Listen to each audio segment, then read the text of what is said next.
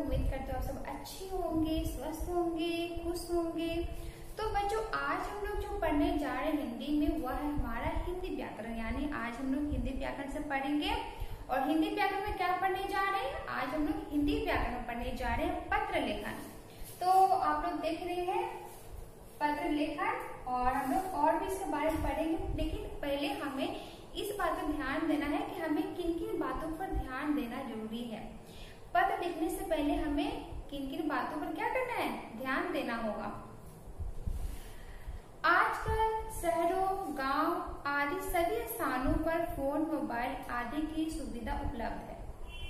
जैसे बच्चों आप लोग देख रहे हैं कि हमें कोई भी इंफॉर्मेशन या कोई भी सूचना किसी को देना होता है तो हम लोग क्या करते हैं? तुरंत फोन कर देते हैं, करते हैं। तो आजकल हम लोग देख रहे हैं, चाहे शहर हो या गांव हो, सभी स्थान पर क्या उपलब्ध है? मोबाइल। व्यक्ति किसी भी क्षण अपने मित्रों, जानकारों व रिश्तेदारों से फोन व मोबाइल से बातें कर सकता है।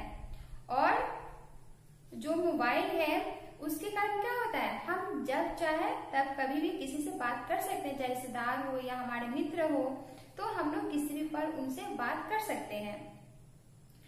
परंतु फिर भी हमारे जीवन में पत्रों का विशेष महत्व है। इसके बावजूद भी हमारे जीवन में किसका महत्व है? पत्रों का विशेष महत्व है। उसका पहले जो महत्व है आज भी उतना ही महत्व है। पहले जैसा प्रचलन नहीं है, लेकिन ऐसा नहीं है कि आज उसका प्रचलन नहीं है, यानी आज भी उसका उतना ही महत्व है जितना पहले महत्व था। यानी जब मोबाइल व फोन नहीं था तो उस समय पत्रों का जितना महत्व था अभी भी उसका महत्व उतना ही है, उसमें कोई कमी नहीं है। जो बात हम संकोचवश मौखिक रूप से नहीं कर पाते, ऐसी बात को हम पत्र द्वारा लिखकर आसानी से भेज सकते हैं। कभी कभी बच्चों ऐसा होता है कि हम लोग जो बोलना चाहते हैं या हमारे मन में जो चल रहा है किसी को हमें बताना चाहते हैं, लेकिन हमें क्या होता है? संकोच होता है, हम हिचकिचाते हैं कि पता नहीं बोले या ना बोले, वो ये कैसा सोचेंगी या जो भी हो। तो हम लोग क्या करते हैं? जो बातें हम लोग नहीं बोल सकते हैं, जिससे बोलने में हमें संकोच होता है, हमें शर्म आती है, उसे हम लोग पत्र के द्वारा क्या कर सकते हैं? अपने बातों को वहां तक पहुंचा सकते हैं। यानी जिससे बोलने में आपको संकोच हो रहा है, हिचकिचाहट हो रहा है, तो उसे आप लोग कैसे अपनी बातों को पहुंचा सकते हैं? पत्र के माध्यम से पहुंचा सकते हैं। लोग व्यापारिक लेन देन, सरकारी कार्यों आदि में पत्रों का ही प्रयोग करते हैं, क्योंकि पत्र में कई बातों को लिखित प्रमाण रहता है। तो आज भी जितने भी सरकारी दफ्तर है, जितने भी काम होते हैं व्यापार के मामले में जो लेन देन होता है, तो आज भी क्या होता है? आज भी पत्रों के माध्यम से होता है। क्यों? क्योंकि उनके पास एक प्रमाण रहता है कि क्या हुआ है, इसमें ये बात लिखा हुआ था। ठीक है। इस प्रकार वर्तमान में भी पत्र के व्यवहार की उपयोगिता बनी हुई है, यानी आज भी उसका उपयोग उतना ही होता है जितना पहले होता था। आज भी उसका उतना ही महत्व है जितना उसका पहले महत्व था। ठीक है। तो पत्र लिखते समय निम्नलिखित बातों का ध्यान रखना चाहिए। जब आप पत्र लिख रहे हैं तो हमें किन किन बातों पर ध्यान रखना चाहिए, हम उसे देखते हैं। ठीक है। नंबर 1, पत्र साफ अक्षरों में लिखना चाहिए। यानी आप जो पत्र लिखने जा रहे हैं वह कैसा होना चाहिए? साफ। यानी आप साफ साफ लिखेंगे तभी तो जिसको आप भेज रहे हो आपको पढ़ पाएगा। यदि आप लिख रहे हो लेकिन उसने नहीं पढ़ा तो क्या फायदा होगा आप लिखकर? तो इसलिए पहला क्या है? यदि आप किसी को पत्र लिख रहे हैं तो उसे आपको साफ अक्षरों में लिखना है। नंबर 2, पत्र की भाषा सरल होनी चाहिए। यानी जब आप पत्र लिख रहे हैं तो उसमें जिस भाषा का प्रयोग कर रहे हैं, तो जिन शब्दों का प्रयोग कर रहे हैं वह आसान होना चाहिए, सरल होना चाहिए, यानी उसका अर्थ कोई भी समझ सके। ठीक है। नंबर 3 क्या है? व्यक्तिगत पत्रों में अपने से बड़ों को चरण स्पर्श, प्रणाम, हम उम्र को नमस्ते तथा छोटों को आशीर्वाद लिखते हैं। जब हम लोग व्यक्तिगत पत्र लिखते हैं, यानी हमारे माता पिता हो या हम किसी भी रिश्तेदार को लिखते हैं, तो हम लोग क्या करते हैं? पहले हम लोग लिखते हैं चरण स्पर्श या प्रणाम, या हम उम्र यानी जो हमारे मित्रगण होते हैं तो हम उन्हें क्या लिखते हैं? हम उन्हें लिखते हैं नमस्ते, और जो छोटे होते हैं यानी हमसे जो छोटे होते हैं उन्हें लिखते हैं आशीर्वाद। ठीक है। नंबर 4, पत्र की समापन पर शेष फी धन्यवाद सहित अथवा तुम्हारा मित्र, आपका बेटा, आपका कार्य शिष्य आदि लिखते हैं। तो जब पत्र का समापन होता है, जब उसे समाप्त करते हैं, तो यदि आप व्यक्तिगत पत्र लिख रहे हैं तो क्या लिखेंगे? आपका बेटा, आपका पुत्र। यदि आप फॉर्मल लेटर लिख रहे हैं तो क्या लिखेंगे? आपका आज्ञाकारी शिष्य या शिष्या। तो ऐसे लिखकर हम लोग उसका समापन करते हैं। नंबर 5, पते और तिथि में कुछ नीचे बाई और संबोधन जैसे प्रिय, महोदय, आदरणीय, श्रीमान लिखते हैं। जब हम लोग जो पते यानी जो हम लोग एड्रेस लिखते हैं और जो डेट लिखते हैं तो उसके नीचे हम लोग संबोधन करते हैं। तो यदि आप पत्र अपने मित्र को लिख रहे हैं तो उसके लिए प्रिय का यूज करेंगे, और यदि आप ऑफिशियल लेटर लिख रहे हैं तो महोदय, महाशय, इसका हम लोग क्या करते हैं? संबोधन करते हैं। लास्ट नंबर 6, अंत में पत्र को ऊपर पत्र पाने वाले का नाम, नगर का नाम, डाकघर, जिले व प्रदेश का नाम और पिन कोड नंबर स्पष्ट रूप में लिखना चाहिए। जब आप पत्र क्या कर लेते हैं? लिखना जब कंप्लीट हो जाता है तो पत्र पे लिखने पाने यानी जिसे आप पत्र भेज रहे हैं उसका क्या होना चाहिए? नाम होना चाहिए, उसका एड्रेस होना चाहिए, वो किस नगर में रहता है, किस जिला में रहता है, वह होना चाहिए। और जो सबसे महत्वपूर्ण बात है, पिन कोड, जिसे हम बोलते हैं ना पोस्टल इंडेक्स नंबर, वो बहुत ही जरूरी होता है। यदि आप सब कुछ सही से लिखे हैं और पिन कोड आप नहीं लिखोगे तो आपका जो पत्र है वह रिटर्न वापस आ जाएगा। तो पत्र लिखने के साथ जो आप एड्रेस लिखेंगे, जिसका नाम लिखेंगे, आपको वहाँ का डाकघर लिखना है, मतलब आपको नगर, जिला सब लिखना, उसके बाद आपको पिन कोड लिखना है यानी पोस्टल इंडेक्स नंबर, जो बहुत ही इंपॉर्टेंट होता है। तो हमें स्पष्ट रूप से लिखना चाहिए यानी हमें साफ साफ लिखना चाहिए कि उसे क्या हो सके, कोई भी पढ़ सके और जो एड्रेस है वहां पे उसको भेज सकता है। ठीक है, तो ये तो हुआ कि हम लोग जो देखे इसमें कि जो पत्र है तो उसकी महत्व क्या है, आज भी उतना ही है जितना पहले था। ठीक है, तो हम लोग देखते हैं कि पत्र कितने प्रकार के होते हैं और हम लोग किस पर्पज से हम लोग कौन सा पत्र लिखते हैं, जो ऑफिशियल जो फॉर्मल लेटर होता है उसका क्या फॉर्मेट होता है। ठीक है, तो आप लोग बोर्ड पे देख रहे हैं पत्र कितने प्रकार का होता है? पत्र 2 प्रकार का होता है। पहला है आपका औपचारिक पत्र, जिसे आप इंग्लिश में बोलते हैं ना फॉर्मल लेटर, उसे हिंदी में बोलते हैं औपचारिक पत्र।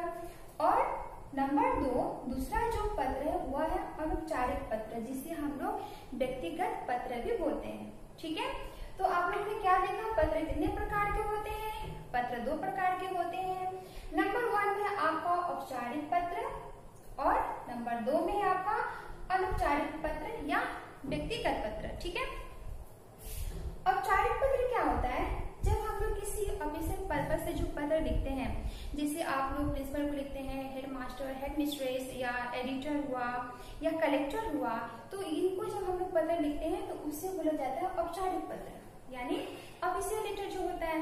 तो जब हम लोग ऑफिशियल पर्पस के लिए जिस पत्र का इस्तेमाल करते हैं, जो पत्र हम लोग लिखते हैं, उससे हम लोग बोलते हैं औपचारिक पत्र। क्लियर है? नंबर 2 अनौपचारिक पत्र या व्यक्तिगत पत्र। ये क्या होता है? इससे हम लोग अपने रिश्तेदारों को, माता पिता, भाई बहन, मित्र, इन लोगों को जब हम लोग पत्र लिखते हैं उसको बोलते हैं अनौपचारिक पत्र। ठीक है, तो नंबर 1 जो औपचारिक पत्र है, जिसका हम लोग इसका इस्तेमाल होता है जब हम लोग कोई ऑफिशियल पर्पस का लिखते हैं तो उसको बोलते हैं औपचारिक पत्र। और जब हम लोग किसी रिश्तेदारों को, माता पिता, भाई बहन या अपने मित्र को लिखते हैं तो उसे बोलते हैं अनौपचारिक पत्र या व्यक्तिगत पत्र। ठीक है, तो आज हम लोग जो इसमें करेंगे हुआ है औपचारिक पत्र। तो पहले हम लोग औपचारिक पत्र का फॉर्मेट देख लेते हैं कि कैसे उसका स्टार्टिंग होता है, कैसे उसका एंडिंग करते हैं। ठीक है, तो जब हम लोग ये क्लियर हो जाएगा उसके बाद में हम लोग पढ़ेंगे अनौपचारिक पत्र। ठीक है, तो औपचारिक पत्र जैसे आप क्या हो, स्टूडेंट हो, तो आपको फीवर हो गया, आपको बुखार हो गया है, तो आपको अवकाश चाहिए यानी आपको लीव चाहिए, छुट्टी चाहिए, तो आप अपने प्रिंसिपल को कैसे पत्र लिखोगे, उसका स्टार्टिंग कैसे करोगे, उसका फॉर्मेट क्या होता है, तो आज हम लोग उसके बारे में देखेंगे। तो आज हम लोग क्या पढ़ने जा रहे हैं, औपचारिक पत्र यानी जो फॉर्मल लेटर होता है वो हम लोग देखेंगे।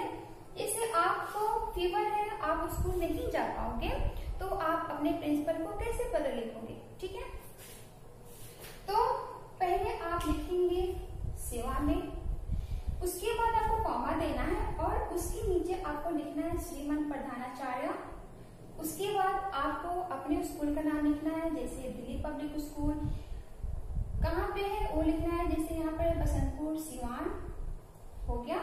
उसके बाद आपको लिखना है विषय, यानी आप किस रिगार्डिंग में पत्र लिखने जा रहे हो, आपको अवकाश चाहिए या जो भी रीजन है वो आपको यहाँ पे मेंशन करना होगा। जैसे आपको फीवर है आप उसको नहीं जा पाओगे, यानी आपको छुट्टी चाहिए तो उसके लिए आप पत्र लिख रहे हो, तो विषय जिसे हम इंग्लिश में सब्जेक्ट बोलते हैं ना, तो विषय आपको अवकाश हेतु, यानी आपको छुट्टी चाहिए तो आप विषय में डालोगे अवकाश हेतु, ठीक है।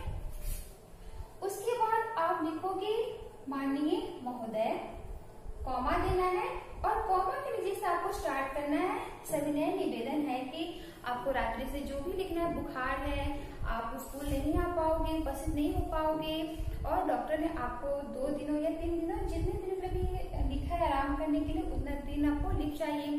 2 दिन सपोज कीजिए आपको डॉक्टर ने बोला है कि आपको 2 दिन रेस्ट करना है, तो आप क्या लिखोगे कि मुझे रात्रि से बीमार है, मैं अगले 2 दिन तक क्लास में नहीं आ पाऊंगा, स्कूल में उपस्थित नहीं हो पाऊंगा, तो मुझे इतने दिनों का अवकाश चाहिए। तो यहाँ पे जो हम लिखते हैं उसको हम बोलते हैं बॉडी, तो यहाँ पे आपका हो जाएगा। तो जब हम लोग सेकेंड पैरा जब एंड करते हैं तो पैरा हम लोग चेंज करते हैं, ठीक है। तो हम लोग लिखेंगे अतः आपसे प्रार्थना है कि आपको 2 दिन के लिए छुट्टी चाहिए, जैसे क्या है आपको 14 से लेके 16 तक चाहिए, तो आप मेंशन कीजिएगा कि हमको 14 से लेकर 16 तक हमको अवकाश चाहिए और इसके लिए मैं हमेशा आपका आभारी रहूंगा। और जिस डेट को आप पत्र लिख रहे हो तो वो डेट कहाँ मेंशन करना है आपको, यहाँ पे, यानी जो हम लोग का राइट साइड है वहां पर आपको दिनांक लिखना है, यानी जिस डेट को आप एप्लीकेशन यानी पत्र लिख रहे हो आपको यहाँ पे राइट साइड में दिनांक लिखकर वो डेट मेंशन करना है जिस डेट को आप पत्र लिखने जा रहे हो, ठीक है। उसके बाद आपको लेफ्ट साइड में क्या लिखना है, धन्यवाद आपका आज्ञाकारी शिष्य, यदि आप बॉयज हो तो आप शिष्य लिखोगे, यदि आप गर्ल्स हो तो शिष्या लिखोगे, ठीक है। तो आप अपना नाम लिखकर रिया सिंह, आपका जो नाम है आपको लिखना है, जैसे आपका नाम राहुल है या रमेश है वो लिखना है। आप कौन से क्लास में पढ़ते हो, जैसे आप 3 में पढ़ते हो, 1 में पढ़ते हो, 2 में पढ़ते हो, वो आपको मेंशन करना है। और क्रमांक यानी आपका जो रोल नंबर है वो भी लिखना है, क्लियर। तो ये है आपका फॉर्मेट, कौन सा फॉर्मेट है, औपचारिक पत्र यानी जो फॉर्मल लेटर होता है उसका ये फॉर्मेट है। ये उस स्कूल की जगह, जैसे प्रधानाचार्य को लिख रहे हो, इसकी जगह पे यहाँ पे संपादक भी हो सकता है, इसकी जगह पे जो बैंक मैनेजर जिसे हिंदी में प्रबंधक बोलते हैं वो भी हो सकता है। तो जो औपचारिक पत्र की जो फॉर्मेट है वो ऐसा ही होता है, इज इट क्लियर। तो एक बार हम वर्ड देख लेते हैं। पत्र 2 प्रकार के होते हैं, जैसे 1 नंबर में आपने क्या देखा, औपचारिक पत्र, और दूसरा में क्या देखे आप लोग, अनौपचारिक पत्र। सॉरी, औपचारिक पत्र यानी जब हम लोग किसी ऑफिशियल पर्पज के लिए लिखते हैं तो उसे बोलते हैं औपचारिक पत्र, और जब हम लोग अपने रिश्तेदारों को लिखते हैं, अपने संबंधी को लिखते हैं तो उसे अनौपचारिक पत्र लिखते हैं, उसे औपचारिक पत्र बोलते हैं या व्यक्तिगत पत्र भी बोलते हैं।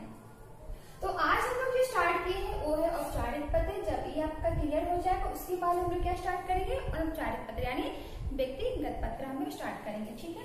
तो ये जो एप्लीकेशन में इसको कंप्लीट करके आप लोग को सेंड कर दूंगी, और कोई भी प्रॉब्लम हो तो आप लोग मुझसे क्लास में पूछ